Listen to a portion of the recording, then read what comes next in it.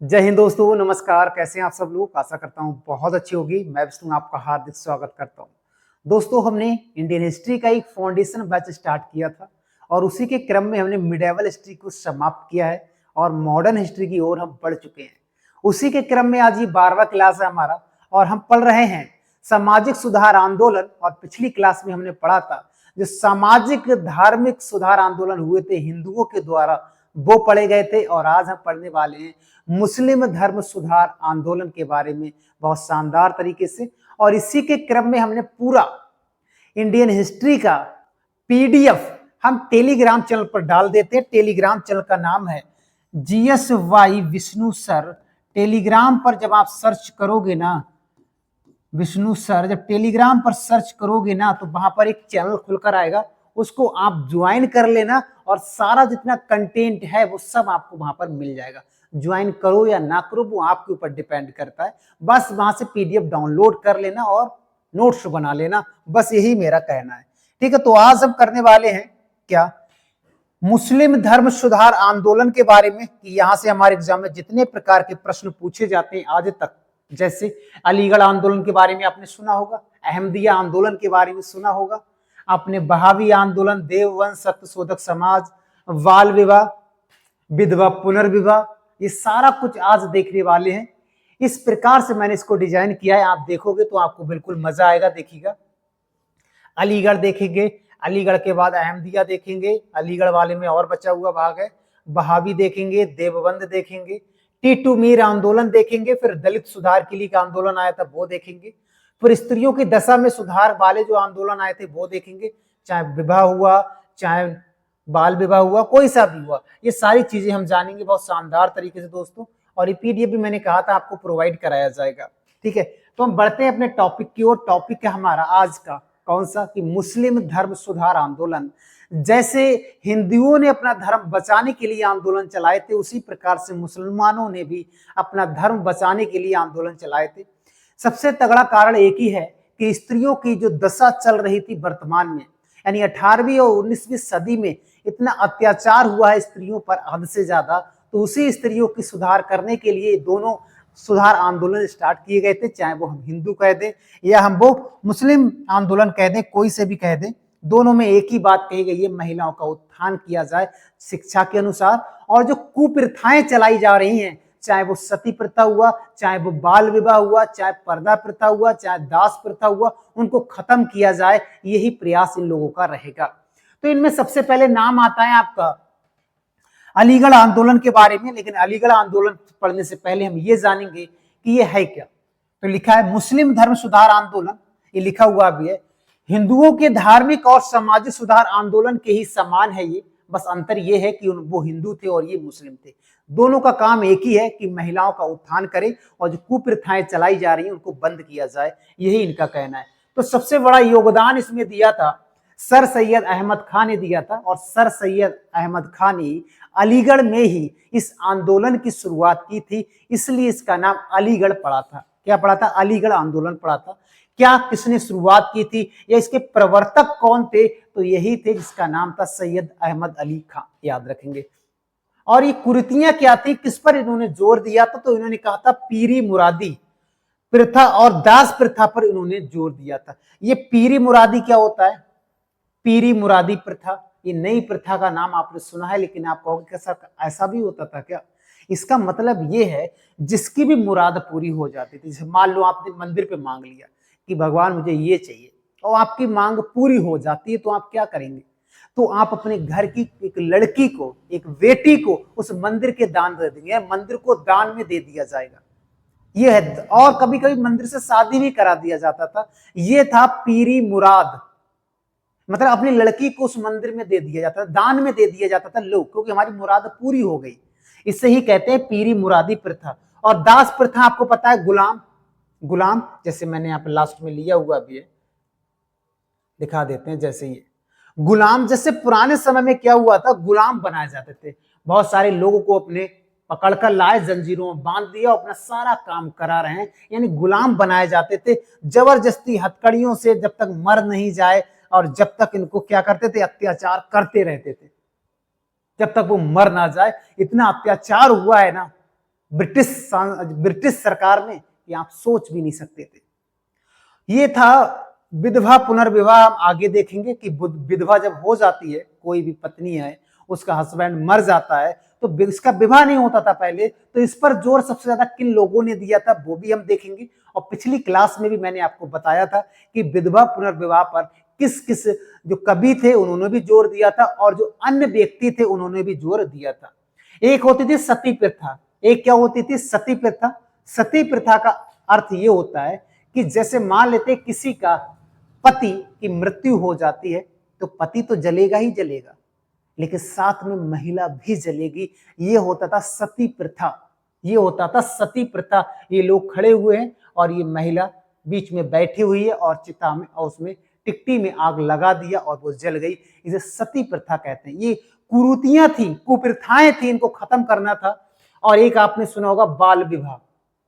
5 साल की उम्र में, 7 साल की उम्र में, 10 साल की उम्र में शादी कर देते थे, और शादी करने के बाद वो लड़की उसी घर में रहती थी। कभी कभी क्या होता, दोनों अलग होते थे। जब 18 या 15 साल के हो जाते थे तो उनको मिलन कर दिया जाता था।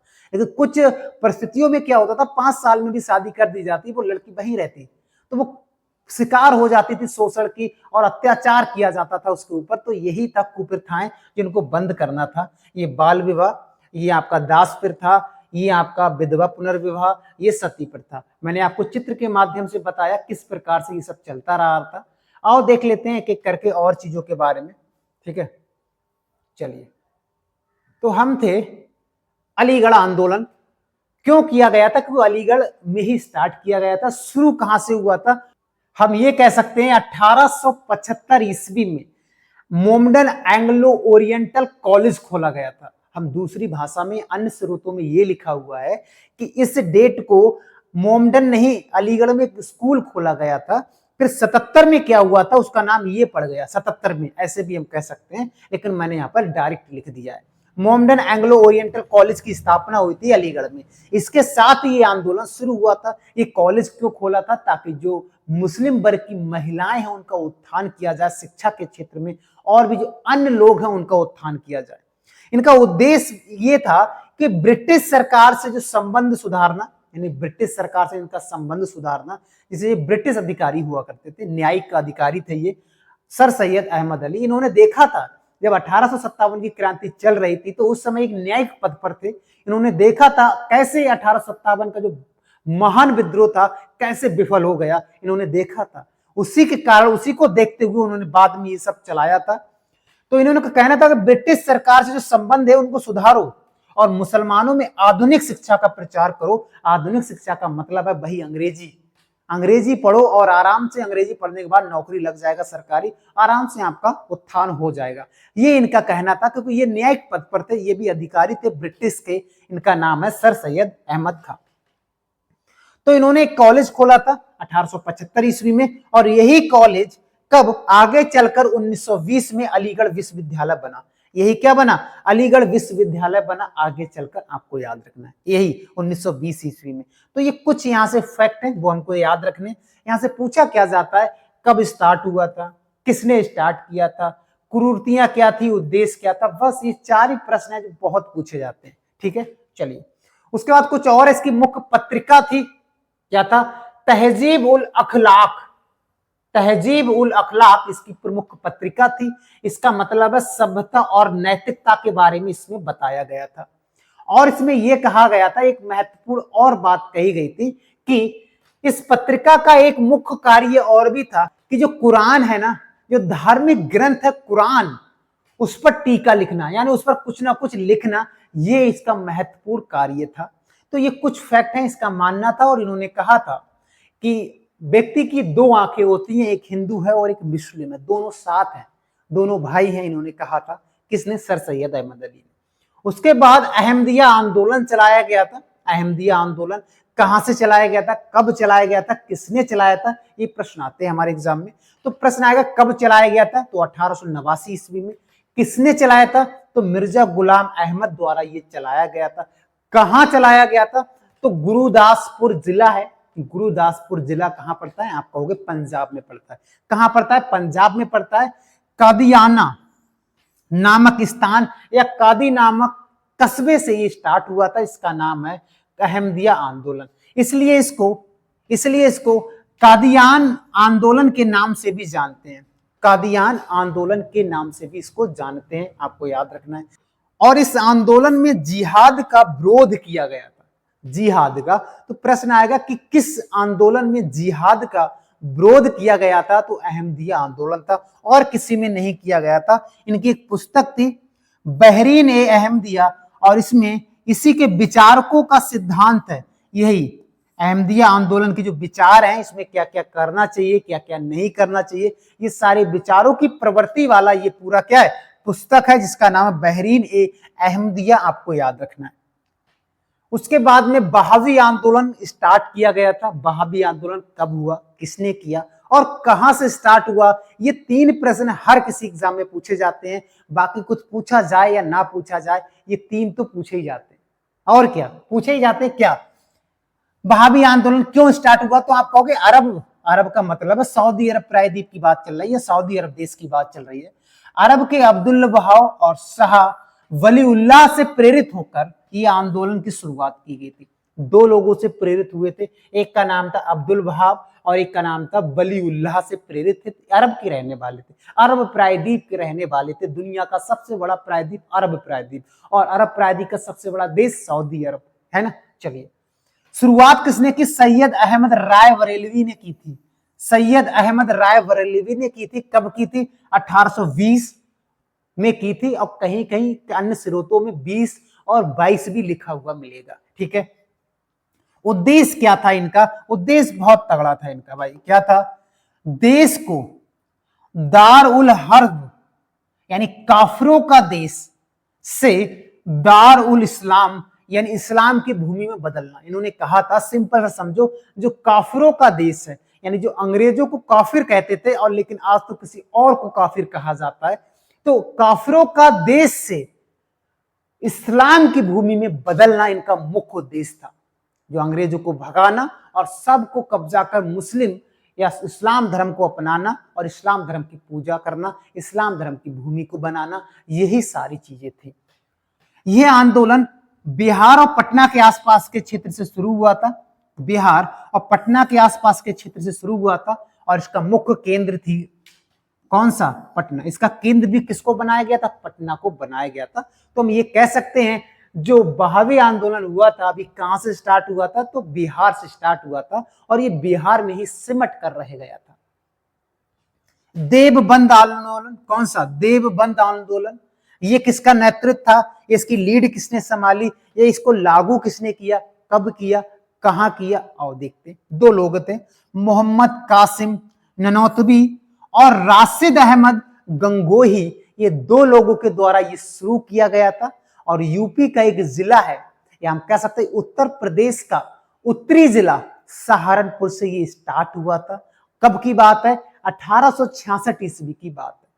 तो देवबंद 2 लोगों ने स्टार्ट किया था, सहारनपुर से स्टार्ट हुआ था, और 1866 ईस्वी से स्टार्ट हुआ था। तो ये 3 फैक्ट हो गए, यही हमारे एग्जाम में अधिकतर पूछे जाते हैं। इसके 2 उद्देश्य थे, मुख्य रूप से इसके 2 उद्देश्य थे। एक था मुस्लिम का नैतिक और धार्मिक उत्थान करना, मुस्लिमों का नैतिक और धार्मिक उत्थान करना। एक तो इनकी नैतिकता को बढ़ाना, यानी जो शिक्षा संस्कृति है इसको बढ़ाना, और दूसरा ये है कुरान और ये सब के बारे में, हदीस है, कुरान है, इनके बारे में सीखना। यानी जो मोहम्मद पैगंबर साहब थे, इनके जो विचार थे, ये इनके सिद्धांत थे, इनके सिद्धांतों पर चलना। इन्होंने स्वयं को भी पैगंबर का विचारक कहा था। इन्होंने, इनका नाम था क्या, कासिम ननौतवी, याद रखेंगे। ये लिखा है, मुसलमानों में कुरान और हदीस की पवित्र शिक्षा का प्रचार करना। यही मैंने बोला, क्या बोला कि मुसलमानों में कुरान और हदीस, हदीस का मतलब होता है मोहम्मद पैगंबर साहब जो थे, उनके जो विचार, जो सिद्धांत थे, उन्हीं को हदीस कहा जाता है। उन्हीं पे काम करना, उन्हीं की शिक्षा का प्रचार करना, ये बताया गया। और ये कहा गया था, विदेशी शासकों के विरुद्ध जिहाद की भावना को जीवित रखना। विदेश को लिए, भारतीयों के लिए नहीं, अब तो भारतीयों के लिए हो गया है। ठीक है, तो ये चीजों के बारे में बताया गया है, आपको याद रखना है। उसके बाद में टीटू मीर आंदोलन हुआ था। क्या हुआ था, टीटू मीर आंदोलन हुआ था। नेतृत्व कौन थे, सैयद अहमद बरेलवी के एक शिष्य थे, इसका नाम था मीर निसार अली, और ये स्टार्ट हुआ था 1831 में। कब हुआ था? 1831 में टीटू मीर आंदोलन। किसने किया, कब किया, याद रखेंगे, ठीक है। उसके बाद में दलितों के लिए एक सुधार आंदोलन भी आया था। दलित जो निचली कास्ट के लोग होते हैं उनके लिए भी आंदोलन स्टार्ट किया था। किसने किया था? उसका नाम है सत्यशोधक समाज की स्थापना किया था। किसने किया था? तो एक नाम सुना होगा आपने, ज्योतिबा फूले का। क्या नाम सुना होगा? ज्योतिबा फूले। और आपको पता है इन ज्योतिबा फूले की पत्नी का नाम क्या था? सावित्रीबाई फूले। क्या नाम था? सावित्रीबाई फूले। और सावित्रीबाई फूले भारत की प्रथम शिक्षित महिला है, या भारत की प्रथम महिला शिक्षिका कौन है? तो सावित्रीबाई फूले थी, याद रखेंगे। तो इनका नाम था ज्योतिराव गोविंदराव फूले, तो ज्योतिबा फूले कह देते हैं शॉर्टकट में। तो ये थे, इन्होंने क्या किया था, जो निम्न जाति थी उनके कल्याण के लिए 1873 ईस्वी में सत्यशोधक समाज की स्थापना की थी। तो प्रश्न आता है, सत्यशोधक समाज की स्थापना ज्योतिबा फूले ने की, कब की थी? 1873 ईस्वी में की थी, आपको याद रखना है। यह प्रथम भारतीय संगठन ऐसा था जिसने अस्पृश्यता वर्ग के लिए स्कूल खुलाए और नारी शिक्षा के लिए पूना में कन्या विश्वविद्यालय या विद्यालय खोला। यानी पुणे में एक विद्यालय खोला था। और ये स्टार्ट कहां से हुआ? सत्यशोधक समाज पुणे के आसपास क्षेत्र से हुआ है। पुणे में एक विश्वविद्यालय खोला कन्याओं के लिए, और जो निचली कास्ट के लोग हैं उनके लिए भी स्कूल खुलाए। अगर आपने संविधान पढ़ा होगा तो ये शब्द आता होता है अस्पृश्यता का अंत, आर्टिकल 17 में पढ़ा होगा आपने, है ना। अस्पृश्यता का अंत आर्टिकल 17 कहता है कि छुआछूत का अंत, है ना। तो उन्होंने कहा था जो निचली कास्ट के लोग हैं उनके लिए स्कूल खुलाए, और नारी शिक्षा के लिए, उत्थान के लिए नारी का अलग यानी कन्या विद्यालय खुलवाया था पुणे में, आपको याद रखना है। इनकी प्रसिद्ध पुस्तक है गुलामगिरी। कई बार एग्जाम में पूछा हुआ प्रश्न है कि गुलामगिरी किसकी पुस्तक है? तो ज्योतिबा फूले का पुस्तक है, आपको याद रखना है। उसके बाद स्त्रियों की दशा में सुधार आंदोलन, यानी स्त्रियों की दशा सुधार कैसे की गई, क्या क्या कारण थे? तो मैंने कहा था 18 और 19वीं शताब्दी में स्त्रियों का बहुत शोषण हुआ था। उससे पहले भी हुआ था, जब बाहरी लोग आक्रमण करने आते थे, और जब राजस्थान के क्षेत्र में या जो महाराष्ट्र के क्षेत्र में, गुजरात के क्षेत्र में जो मराठा थे, राजपूत थे, इनकी महिलाओं ने, हजारों की संख्या में महिलाओं ने जौहर किया था, अपने आप को आग के हवाले कर दिया था, उसको जौहर कहते हैं। बहुत लोगों ने जौहर किया, अपना आत्मसम्मान बचाने के चक्कर में बहुत लोग मारे गए। तो नारियों का हमेशा से शोषण होता रहा। कोई युद्ध जीत गया और जो युद्ध हारा, जो राजा, उसके यहाँ जो भी रानियां होती थी वो सब ले जाता था। बेटी बेटा जो भी उसको काम चल जाए कि ये बढ़िया है तो वो सब ले जाता था, जो जीता हुआ राजा था। ये पहले से ही चला आ रहा है। तो ये सब देखते हुए जब 19वीं शताब्दी आ गई थी तब भी ये चल रहा था। कई सारी कुप्रथाएं चल रही थी, जैसे सती प्रथा चल रहा था, बाल विवाह चल रहा था, शिशु वध चल रहा था, पर्दा प्रथा चल रहा था। बोले इनको कैसे रोका जाए, तो इसके लिए इन्होंने कई सारे एक्ट बनाए थे। आओ एक एक करके देख लेते हैं, यही लिखा हुआ भी है। कुछ महिलाएं इसमें थी ऐसी जो उच्च शिक्षा प्रदान थी, लेकिन उनकी संख्या बहुत कम थी, जैसे रमाबाई थी, सावित्रीबाई फूले थी, जैसे एनी बेसेंट थी, सरोजनी नायडू थी। ये महिलाएं थी, लेकिन ये क्या कम थी। ये लिखा है कुछ महिलाएं उच्च शिक्षा और समाज सुधारक में भी थी, लेकिन उनकी संख्या बहुत कम थी, ना के बराबर थी। तो महिलाओं की संख्या बढ़ाने के लिए ये सारी चीजें की गई। सबसे पहला है विधवा पुनर्विवाह। विधवा पुनर्विवाह का मतलब आप बहुत अच्छे से समझ पा रहे होंगे, यानी जिस भी स्त्री का पति की मृत्यु हो जाती है तो उसके बाद पूरी जिंदगी वो स्त्री सफेद कपड़े पहनकर या जो भी कपड़े पहनकर पूरा जिंदगी व्यतीत कर देता है, शादी नहीं कर पाता। लेकिन इन्होंने फिर कहा था कि बिल्कुल विधवा के बाद जो विधवा लोग हैं, जो विधवा महिलाएं हैं, उनका विवाह होना बहुत जरूरी है। वो ऐसे अपना जीवन यापन कर सकेंगे जीवन भर, क्योंकि उनका शोषण पहले से ही हो रहा है और भी शोषण होगा। उसकी क्या कमी थी कि उसकी डेथ हो गई। तो इसके लिए कई सारे कानून आए, और सबसे तगड़ा जो नाम मिलता है ईश्वर चंद्र विद्यासागर का मिलता है, इनका नाम मिलता है, डी.के. कर्वे का नाम मिलता है। इन दोनों लोगों के प्रयासों से इसके ऊपर कानून बनाया गया था, इसके ऊपर कानून बनाया गया था।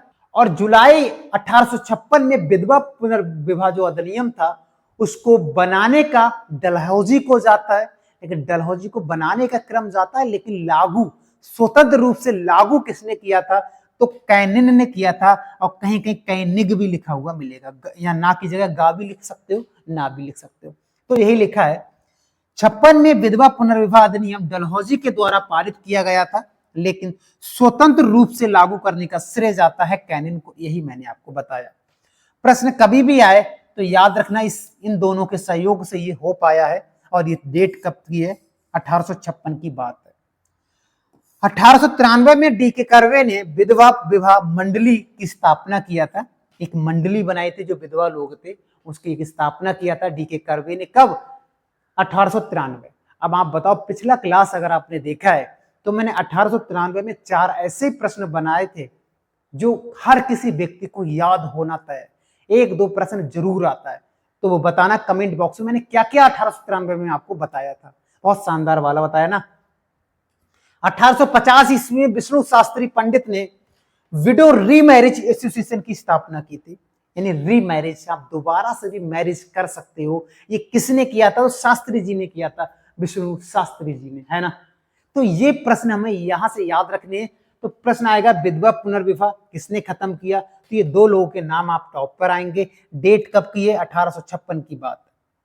उसके बाद में बाल विवाह पर प्रतिबंध लगाने वाले कई सारे कानून आए थे कि बाल विवाह को भी खत्म किया जाए, क्योंकि बाल छोटे पर बच्चों का विवाह हो जाता था, लेकिन बाद में उनका बहुत शोषण होता था, क्योंकि जो दिमाग है ना, ये बढ़ नहीं पाएगा। फिर आप देख लोगे 15-18 साल 16 साल की उम्र में कोई शादी हो जाता है तो वहां पर लड़ाइयां ज्यादा होने के चांस रहते हैं, मैच्योर नहीं हो पाते हैं।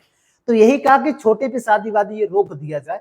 तो इसके लिए बहुत सारे कानून आए थे, जैसे नेटिव मैरिज एक्ट 1872 ईस्वी में आया था। इसमें क्या कहा गया था? इसमें कहा गया था जो बाल विवाह है ना, यानी जो 14 वर्ष से कम आयु की जो कन्याएं होती हैं, 14 से कम, और जो लड़के 18 से कम होते हैं, वो शादी नहीं करेंगे, उन पर शादी पर रोक लगाई जाएगी। यही इसमें कहा गया था। कन्या 18 से कम आयु के जो लड़के होते हैं उन पर रोकने का काम किया, और जो गवर्नर जनरल नॉर्थ ब्रुक के समय में किया गया था। नॉर्थ ब्रुक, जब मैंने गवर्नर जनरल आपको कराए थे, एक वीडियो में बताया भी था, तो वो वहां पर मैंने एक्सप्लेन भी किया था कि 14 वर्ष से कम उम्र की जो बच्चियां होती हैं उनकी शादी नहीं करेंगे, और 18 वर्ष से कम उम्र के जो बच्चे होते हैं उनकी शादियां नहीं होंगी। इसमें यही बताया गया, आपको याद रखना। उसके बाद आता सम्मति आयु अधिनियम 1891 ईस्वी में लाया गया था। इसमें क्या कहा गया था? यह अधिनियम बी.एम. मालावारी के प्रयासों से पारित हुआ था। किसके? मालावारी के प्रयासों से पारित हुआ था। और इसमें यह कहा गया था कि 12 वर्ष से कम उम्र की जो बच्चियां होती हैं, जो बच्चे होते हैं, उनकी शादी पर रोक लगाई गई। पहली बार ऐसा हुआ था। ठीक है, आपको याद रखना है। उसके बाद ये प्रश्न सबसे ज्यादा पूछा जाता है मेरे भाई, ये बहुत इंपॉर्टेंट है। शारदा एक्ट 1929 किसने स्टार्ट किया था? क्या एज थी इसमें? ये प्रश्न बहुत बार पूछा जाता है। तो हरविलास शारदा का नाम है, आपको यहां से याद रखना। इन्होंने इसको स्टार्ट किया था, और इन्होंने बताया था कि 18 वर्ष से कम आयु के जो लड़के होते हैं और 14 वर्ष से कम आयु की जो लड़कियां होती हैं, वो विवाह पर रोक लगाई गई, उनके विवाह पर रोक लगाई गई। यानी जो बॉयज होते हैं और जो गर्ल्स होती है, बॉयज का कहा था 18 वर्ष से कम, और 14 वर्ष से कम जो बच्चे हैं या बच्चियां हैं, उन पर शादी पर रोक लगाई गई। ये शारदा एक्ट में 1929 ईस्वी में कहा था। ठीक है, उसके बाद एक और एक्ट आया था बाल विवाह से संबंधित, बाल विवाह निरोधक अधिनियम 1978, ये आया था। इसमें क्या हुआ था ये मैं आपको बताता हूं। इसमें वही कहा गया है जो वर्तमान में चल रहा है। वर्तमान में क्या चल रहा है कि आयु की उम्र कितनी थी? 18 से बढ़ाकर क्या कर दी? 21 कर दी। 18 से बढ़ाकर 21 कर दी, और लड़कियों की उम्र 14 से बढ़ाकर 18 कर दी। यानी 18 से प्लस होनी चाहिए लड़कियां और 21 से प्लस होने चाहिए लड़के, तो शादी कर सकते। लेकिन आज भी गांव देहात में, छोटे छोटे कस्बों में हो जाती है, कोई दिक्कत नहीं है। पता ना लगे तो आज भी चल रहा है ये, लेकिन अंदर ही अंदर चल रहा है।